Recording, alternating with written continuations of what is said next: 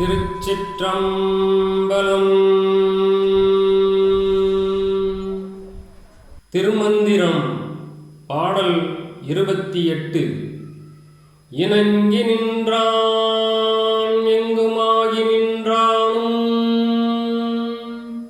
இணங்கி நின்றான் எங்குமாகி நின்றானும், இணங்கி நின்றான் பின் முன்னாகி நின்றானும்,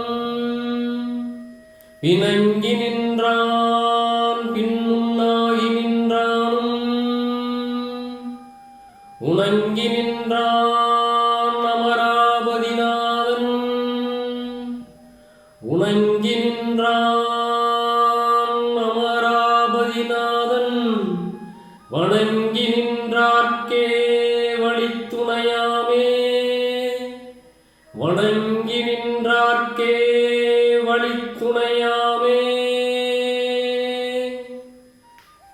பொருள்: எங்கும் எல்லா உயிர்களுக்கும் இணக்கத்துடன் நிறைந்து நின்றவனும், அங்கனம் நிற்பினும் அருட்கண் பெறாதவர்களுக்கு தோன்றாது பிணங்கி மறைந்து நிற்பவனும் சிவனே. உலக ஒடுக்கத்துக்கு பின்னும் உலகத் தோற்றத்திற்கு முன்னும் நிற்பவனும் சிவனே. உயிர்க்குயிராய் நுணுகுதலாகி உணக்கத்துடன் நிற்பவனும் சிவனே.